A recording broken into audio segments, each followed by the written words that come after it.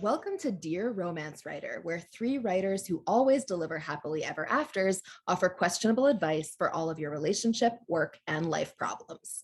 I'm Roan Parrish. I'm Avery Flynn, and unfortunately, our third arm, Zio Axelrod, is unable to be with us today because she is in the middle of writing something marvelous. So we all benefit from her not being here, is basically what I'm saying. But lucky for us, we have the fabulous Pippa Grant here with us this episode. We're so excited to have you, Pippa. Tell us a little bit about yourself and what book project should we be looking into? Well, first of all, thank you for having me. I'm super excited. I was telling you, I've listened to a few episodes. They crack me up, so I can't wait to dig in and have some fun today. I'm Pippa Grant. I write spicy, funny, romantic comedies that will make tears stream down your leg. They're really good. Into that what They're you will. Really, really good. Yeah. And my next book coming up very, very soon is called Irresistible Trouble. And this is a hero who gave me so much trouble. So much trouble. It took me 3 years to figure out his story. So my readers are super excited about it. And I tortured him a lot because that's what you do when a hero refuses to talk to you for 3 years, right? Yes. So absolutely. And I will give an endorsement on the funniness of her books. And if you are like me and you swap between like audio and reading, it works really well. Your narrators are great. Thank you. So yeah, because sometimes that's we were hard super picky when you swap back and forth and you're like, no, that person doesn't deliver correctly. Your narrators are great. Thank you. I love listening. I love it when you're writing and you can hear the narrators in your head before they've ever recorded, and you're like, this is gonna be good. Yeah. I love it. Yay. Well, we're so excited to have you. Yeah, we are very excited to have you, and I'm excited to hear your thoughts on this question because this is a juicy one. I think this is like kind of a callback, like an old-fashioned an update on a classic. I'll call it that. Oh, that's true. Okay, so I think this is an am I the asshole? Is that? Yeah. Okay. It's my month to pick, and that's my favorite place to go. Great. Love that place. It's awesome. I found out my husband has a dating app profile and was talking to my half sister on it. Wah, wah, wah. Okay, my 25 female younger sister, K. Just the letter. Sorry, that confused me so much. Because we're like 24 female, and I was like, what gender does the K stand for? I'm not sure. Yeah. Okay. All right, you got to start up. Seriously, I was staring at it for seconds, running through, and I was like, it's got to be for a neopronoun that I just don't know. Okay. My 25 female, younger, full sister K, 24 female, called me yesterday when I was leaving work. She told me that our half sister, J, 32F, found my husband, 30 male, on the Facebook dating app. It's a separate app from Facebook itself. You need to create an account, and it's not linked to your actual Facebook account. Wow, I didn't even know they had a dating app. I don't have much of a relationship with Jay. My husband did not know who she was or what she looked like. He only knew I had a half sister. My husband messaged Jay on there, and Kay told her to go along with it just to see what he would say. He admitted he's married, but that I, quote, don't ask a lot of questions, end quote. Basically, my complete trust in him was a green light in his mind to do whatever he wants. Jay stopped messaging and sent Kay all the screenshots, which she showed me. I just don't know what to do. I'm so lost. I don't want to stay with him, but our whole lives are entwined. The thought of having to start over fresh makes me want to jump off of a roof. TLDR, my husband has a Facebook dating profile and was unknowingly messaging my half sister. Now, we have an edit here. Do we want to include the edit now? I think so. I vote yes. I'm all for spoilers. So yeah. Here's the edit. Yes, Avery literally reads the end of books. So I do. Untrustworthy. Yeah, I read the reviews and the spoilers before I go to the movies. Yeah. So yeah. Anyway. Monster. Okay, edit. I forgot to mention that I already confronted him. He claims everything's perfect in our marriage and he just likes getting attention from other women. I told him that he needs to get professional help because that's obviously not something a mentally healthy person does. I also told him that either he works on himself and proves to me he's going to change or we're getting a divorce. He said he's going to get help. Meanwhile, we're sleeping in separate rooms, and I wouldn't consider us a couple. Sorry, I won't consider us a couple until he's proven himself worthy. This is his absolute last chance, and if he blows it, I'm gone. Okay. Wow. Where to even begin? I would like The to drama is thick with this one. Yeah, the drama. Also, a Facebook dating app, like I can't imagine anything more evil or awful because Facebook is already the worst. Awful and evil. Plus, like, imagine the personal data that they're getting on you based on who you want to bone. The power. I can't even imagine. No, they are. Oh man, all of your kinks are going to be categorized and used for ads from now on.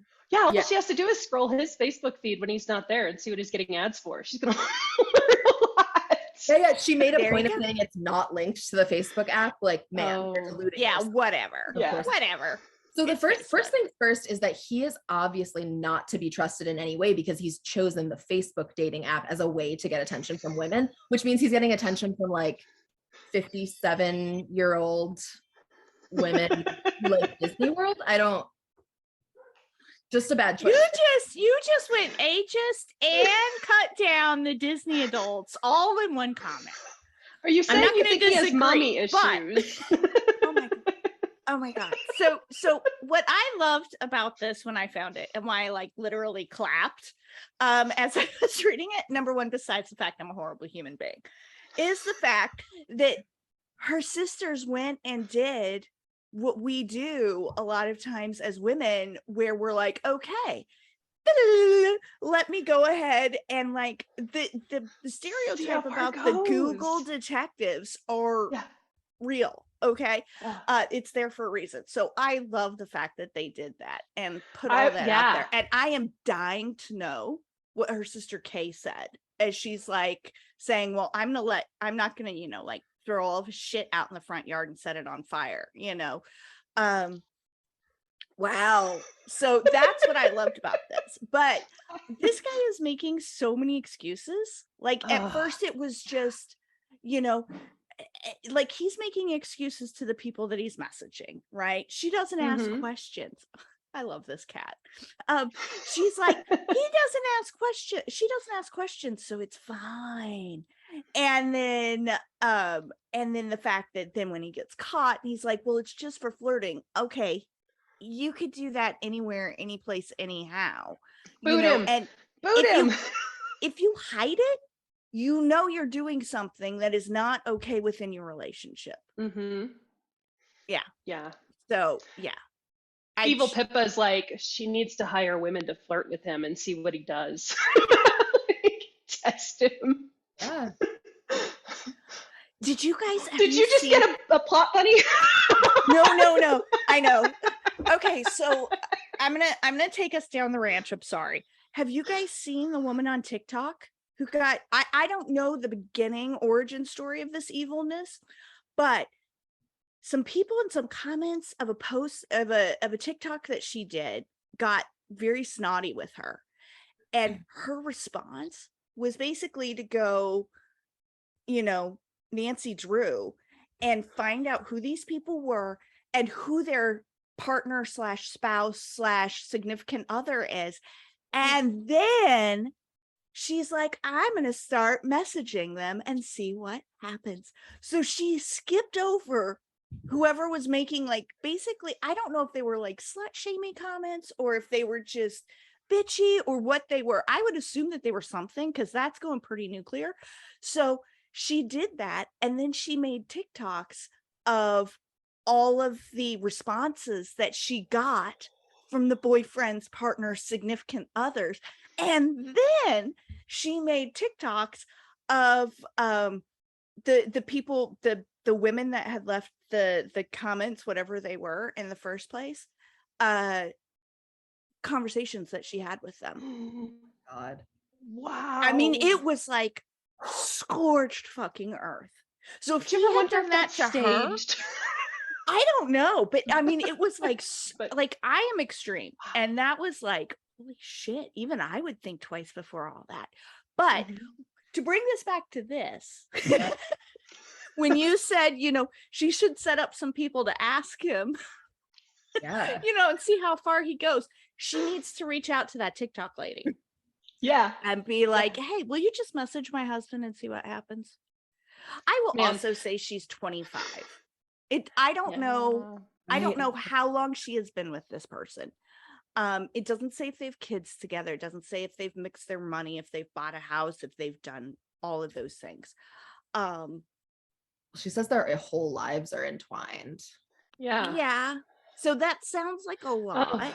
Friends, but money, investments. Yeah. Yeah. And it's hard. And I think she's that's the worst. She deserves both sympathy and credit for giving him a second chance and for doing this going ahead and talking. But oof. God, but you're like, if the situation were reversed and she was doing it to him, would he hesitate to leave her, or would he just go scorched earth on her? Yeah. Mm-hmm. Yeah, the part that confuses me, it doesn't confuse me, but the part that is like, it's very clear what this person wants to do. Like, letter writer, you say, I don't want to. Oh yeah. So but you don't want to, basically you're like, I don't want to be here anymore, but I don't want to do the administrative work of moving and disentangling our lives. So like, just know that what you're doing essentially now is you're just staying with him to procrastinate a chore. And as we all know, well, I mean, I assume we're all procrastinators, but maybe not. I am. Hi, we're writers. Of course we're procrastinators. That's We'll why put it off to the last minute. Yeah. I didn't want to assume, but I assumed. Yeah, so like I don't have a to-do list right here. No.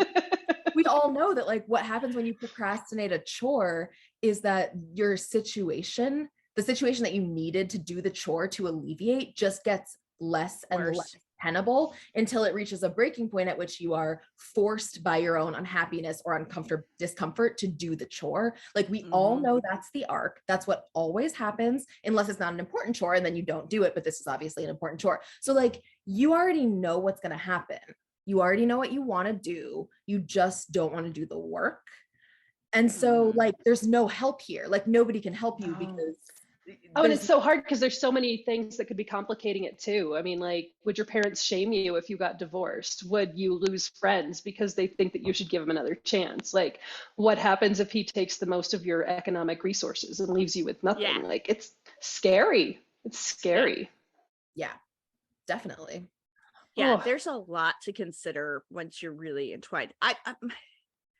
I like that her stepsisters, half sisters had her back though. Yeah, her half sister. Yeah. So Jay, it's nice that Jay told Kay, right? Who told letter writer, right? Yeah. So the sister trail. But yeah. Oh my goodness, this is a lot. Yeah. I mean, I think Roan, you're right. I think she's looking for permission. Yeah. She's looking for permission to say, fuck you. Yeah, she my house. Just doesn't want to do the work. And like, that is the thing that unfortunately there's never a cure for, or never like a shortcut out of, unless, I mean, okay, if we want to just brainstorm ways that you could get out of this without having to do the work, since I just said there was no way. And the second I assert anything, I assert the opposite to myself.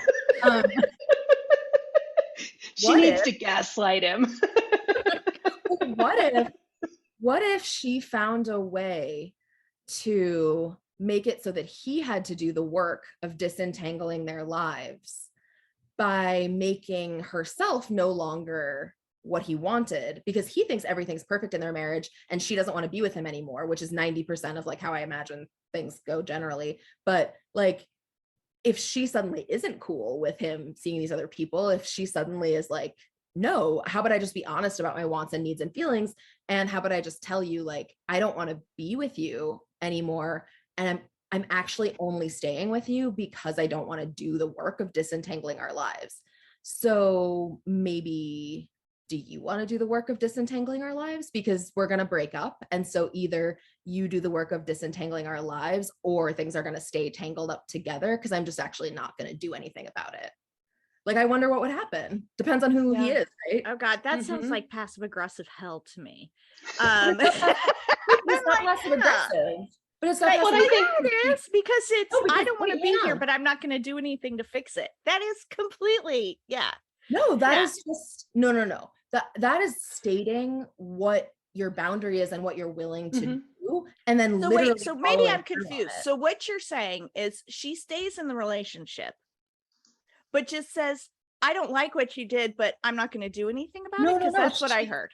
No, she says we're getting divorced, and either Oh. you can do the work of disentangling our like our bank accounts and all that stuff, or we're getting divorced and it won't be disentangled. So I'll keep spending our money. I'll keep doing these things. Like if you want us to be getting a divorce, and I don't want to do the work, That's what I because skipped. it's your fault. Yeah. That was a key factor that I didn't hear. So yeah. Oh, yeah. And I just like, I think this is one of those things that people are always like, I don't have a choice. I don't have a choice. And it's so easy to stop at, there's no way to do this without doing this. But then sometimes you can do what's a sports thing? Throw it weird and it's not probably going to happen. But then a Hail Mary? Hail Mary.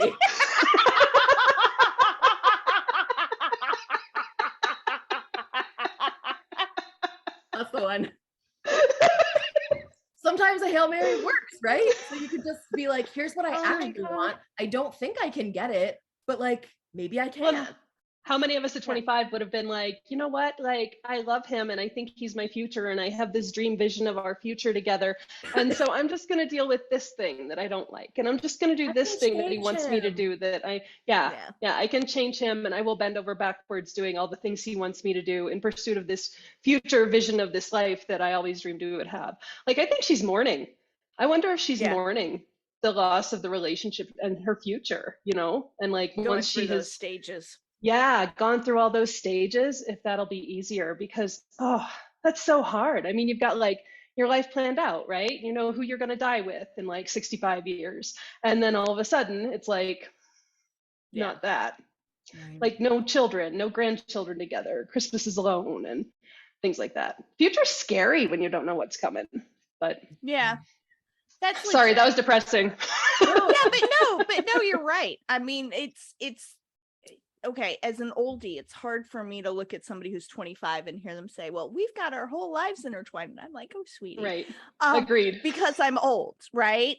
But it's when such you a are different, when it's such a different perspective. Yeah. It's a different perspective, and it could be bank accounts. It could be names on the lease. I mean, it could be, maybe, there's their paychecks are significantly different. So, and the dog, somebody's got who's going to get the dog, the this, the that. Yeah, there is a lot, even when it's, even when you're young, even when you're hopefully freshly married. 25 is so young to be married in. Oh yeah, it is. But it's clear your sisters rock. You should go hang out with them. You should divorce your husband. And I feel the fact that she ended this by saying this is his absolute last chance makes me think that this isn't even a second chance. This is like a second chance on this infraction, but not the first infraction. No. So she needs to go spend some time with her sisters and and heal. Either way, that therapy for him is a good plan, because if he is seeking, he's doing attention seeking behavior, right? So why does he need that? What is he not finding within himself to be able to do that? Is this something where, I mean, we all have our little things that make us feel good. And it's always nice to be flirted with, even when you're an oldie, but that doesn't mean that it's something you should go out and seek. So when you're in a relationship, unless that's your relationship, right? So it's all a lot. I also think it's interesting. Like, I would be curious what the letter writer thought when she heard that her husband had described her as like pretty chill with it. Like, I wonder if she felt like that was an accurate description and that he had interpreted her correctly, or if she was suddenly like, if he thinks this thing, which is the opposite of what he thinks, what other things in our relationship is he also interpreting in the opposite of the way that they feel for me? And if I were you, letter writer, I would ask some questions about other things that you think you're sure about, because it could be that your relationship, that like this miscommunication or this lack of understanding or lack of like commensurability and understanding is pervasive in other aspects of your relationship, which Yeah, and also Mhm. possibly, you know, boundary setting and making your needs and wants clear, Yeah. it can be very difficult. And if you're in, you know, you're somebody who doesn't like confrontational, I'm sure it feels very confrontational to do that, but it's really important. So, I mean, honestly, if she's very anti-confrontational and she's like, I don't like it, but I'm just going to shove that down, you know, then not justifying what he did is like, I'm like looking at the letters, I'm doing it, not justifying what he did, but, you know, there could be actual reasoning in why he's like, that's my answer for it, because she just doesn't, whenever I do things, she just accepts it, whether she likes it or not. Right. So yeah, Yeah, not and saying that it is on her, but that Right. that is something that I think it's important that we that people empower themselves to do, is to set boundaries and to let their wants and needs known. Yeah. And it's hard to do. It's It's hard. so hard to do. I mean, it sounds like from the edit, it doesn't sound like she's necessarily conflict averse, because she did confront him Yeah. about it and make and insist on something, which I think is a good boundary to start with. And I think it's great that she's giving him another chance. I mean, they are like, this is a thing that maybe they caught early enough as like a problem of his, that if he goes to therapy, he could fix it. So I mean, that's good. I guess I'm rooting for them, but I'm not rooting for them. because I'm rooting for the clothing to be set on fire in the driveway. I'm rooting for her to like take anything she wants of his and then change the locks. And when he says anything, she should just be like, I always got the impression that you were actually totally cool with it. You're really understanding. Oh, the other thing that she should do, if she is going to divorce him, is she needs to go have a consultation with all of the top divorce attorneys in her area, whether or not she plans on hiring them, because then they can't work for him. So pro tip. Yes, absolutely 100%, and go do it before you let him know. Damn, Avery. Wow. I will burn shit down, but yeah. Pro tip is go talk to the lawyers, because then they cannot take him on as a client. If you ever So have to leave him burn with a shitty something person. down, can I bring the popcorn and be a fly on the wall and just watch? Oh yeah. Yeah. Out of the blast zone. I want to be safe with my popcorn. Just sit there. Yeah. I just want Pro little tip. flames in your eyes. Yeah. Yeah. Jack should be scared. No, we'll die next to each other. It's sad. So, but also kind of sad, but still an amusement. Let's see. So our letter obviously talked about cheating, and this is you know, can be a touchy subject within the romance reading community. It is a automatic DNF for that is a do not finish for a lot of people if they find out that it's a book that deals with cheating, or even like with a love triangle. You know, even that sometimes is too much for folks. And then you have the books where it's somebody who thinks their significant other is dead, and then they have a relationship and the person comes back, right? And they were never dead in the first place. Oh, look at Ron's face. I read one of those like 15 years ago. It was women's fiction, not romance, but it was still like, I don't actually remember who she ended up with at the end, because I remember I was so torn, because both her dead, not dead husband and also her new love were both really great guys. So yes. So have you ever written I hate to say sympathetic cheaters, but yes, sympathetic cheaters within your books? Have you read any romances that deal with cheating at all? And it's so touchy. I know that most of the really time when there's cheating in mine, it is it's a character's former relationship, and that's what makes them wary of love to continue. Right.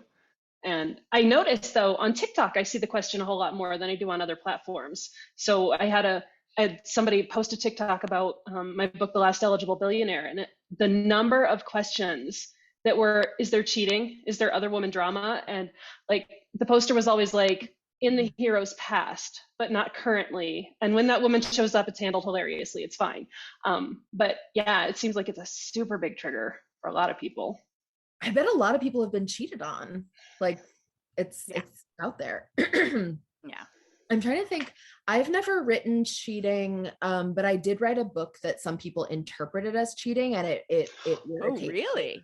Yeah. So the third book in my Middle of Somewhere series is a book about a man who's like 30, early 30s, and this boy, when he meets him, he's like 18, and has the 18-year-old has a huge crush on the older guy, but he lives in Michigan and the older guy lives in New York City. And then like a couple of years later, when he goes to college, he looks up this crush, and they start a friendship, and the younger college guy is just madly in love with him, and they're sleeping together. But there's no promise. Like Will, the older character, like never ever, in fact, says consistently, I don't do monogamy. Yes, I will fuck you, but I have no interest in dating you monogamously. And the other one agrees to it. So I'm like, there's no cheating whatsoever. And then the younger one gets his heart broken when he walks in on Will having sex with someone else. And some people in the reviews when that book first came out would tag me in these reviews that was like, wait, I can't believe she let Leo get cheated on and all these things. And I'm like, that's not cheating. Like the fact that someone is madly in love with someone else that's unrequited love, like not cheating. Yeah. But I was shocked, and they end up together. It's a happily ever after, completely. And like I was stunned by the number of people who not only believed there was cheating where there was none, but also that was a deal breaker. And I was kind of like, I was super puzzled. And I mean, my conclusion was they must just be people who like don't understand open relationships. I guess. Well, and I think there's also, I think a lot of times with stuff like that, and I think to an extent, most of us do it in relationships one way or another, where you hear one thing, but you want to hear something else, and you find a way in your head to meld the two of them together. And then with the person is like, no, I said this, you're like upset because it's not what you wanted to hear in your head. Totally. And I think that's hard. I think sometimes I know people that has been a situation where one person's like, I never want to have kids, and the other one is like, okay, that's fine. And then the person continues to stick with it, and the other person was never really fine with it, but they they thought they changed their mind because that's what they right. So there's different things. Okay, so before we started recording, and what made me think of this question about cheating in romances period was a discussion that was on Twitter about cheating in romance. And Sarah McLean wrote a book. It is called The Day of the Duchess. And I am now going to read it. I haven't read it yet. But it is the whole conflict circles on the fact that the hero cheated on the heroine. So, okay, I'll give you guys the scoop real quick. Okay, awesome. So it says Malcolm Bevingstoke, sorry, Duke of Haven, has lived the last 3 years in self-imposed solitude, paying the price for a mistake he can never reverse and a love he lost forever. The dukedom does not wait, however, and Haven requires an heir, which means he must find himself a wife by summer's end. There is only one problem. He already has one. Dun, dun, dun. After years in exile, Seraphina, Duchess of Haven, returns to London with a single goal: to reclaim the life she left and find happiness, unencumbered by the man who broke her heart. Haven offers her a deal. Sarah can have her freedom just as soon as she finds her replacement, which requires her to spend the summer in close quarters with the husband she does not want, but somehow cannot resist. The Duke has a single summer to woo his wife and convince her that despite their broken past, he can give her forever, making every day the day of the Duchess. Aww. Damn. I know. I am a blurb. I am so reading this book now. Yeah, I just got done with Heartbreaker, her latest, and it was so fucking good. But anyway, so yeah, I mean, there are definitely books that put them, but there's also like in reviews, sometimes people will,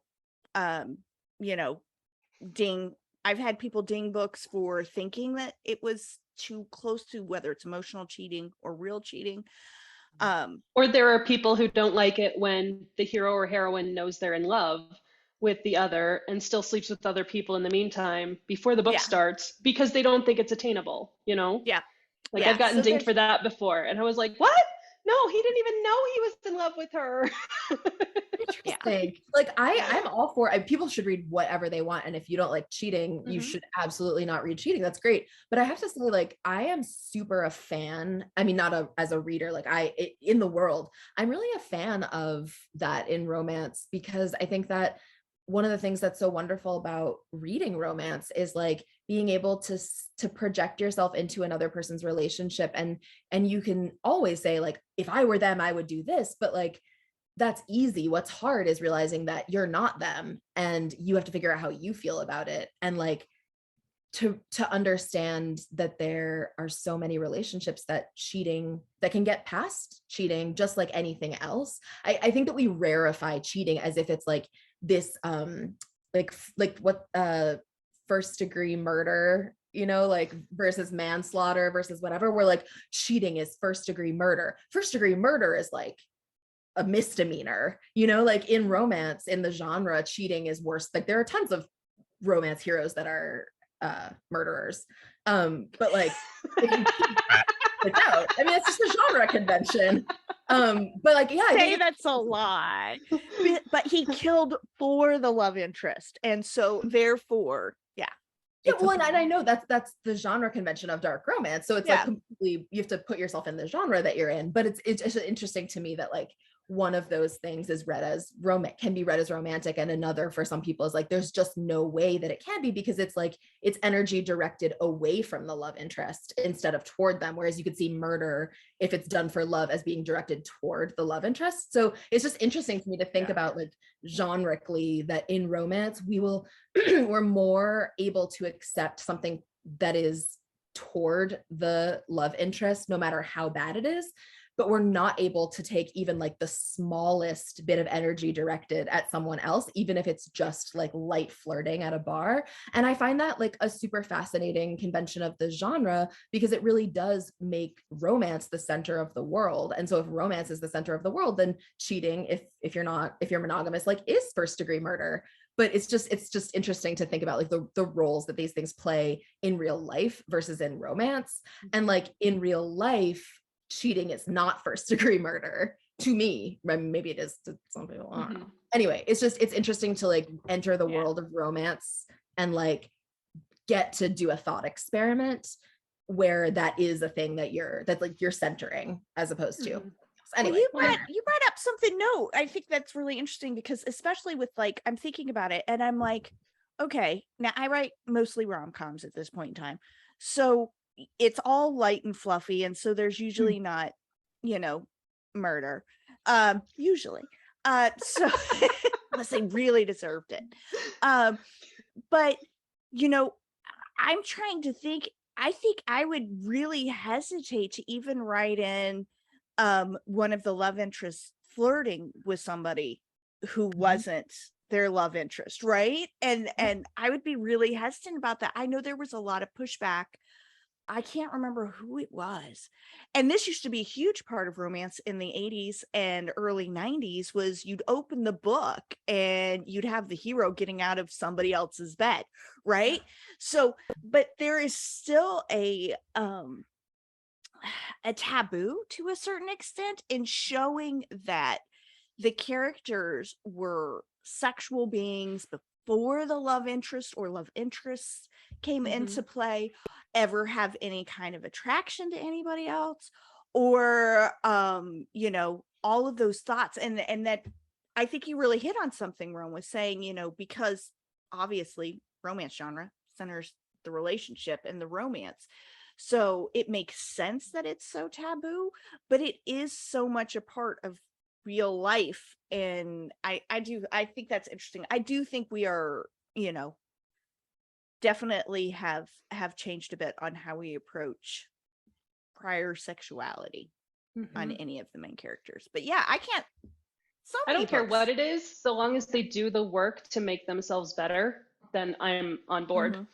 But in a book, that's a safe place, right? Yeah. In a book, you trust that they're going to do the work the way that you wish people in real life would. But in real life, like, you're not actually in that character's head. So you're in that person's head. Like, you can get into the character's head and know that they're doing the work, but can't do it in real life. Yeah. Wow. Interesting. Interesting. That was quite the little chat we had there. We had burning down of shit. We had, Google Sometimes food you have to. detectives.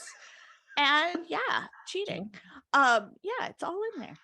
So Pippa, thank you so much for being with us for this episode. Thank you We for loved having having me. you. Tell everybody where they can find you, and again, show us that beautiful cover of the new book.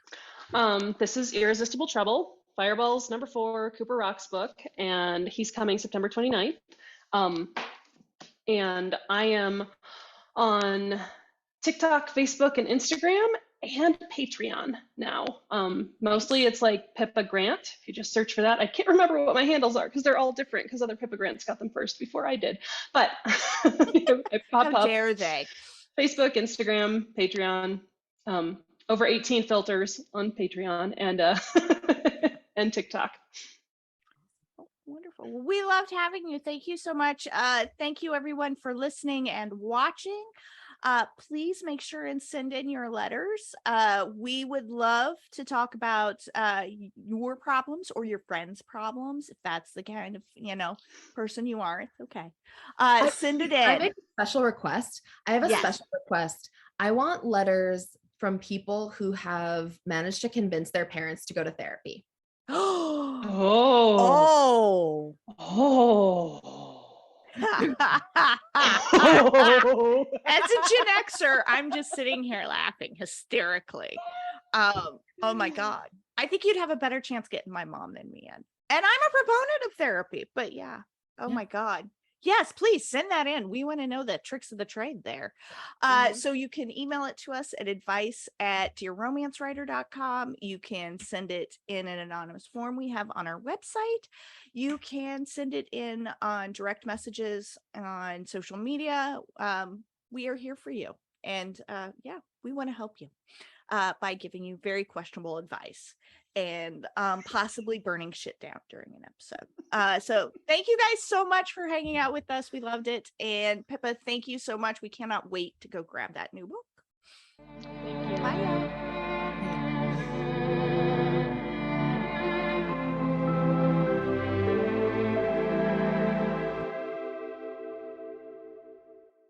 Thank you so much for subscribing to Dear Romance Writer. Remember to keep sending in those letters at dearromancewriter.com. We can't wait to tell you what to do. Dear Romance Writer is part of the Frolic Podcast Network. Find more podcasts you'll love, frolic.media/podcasts.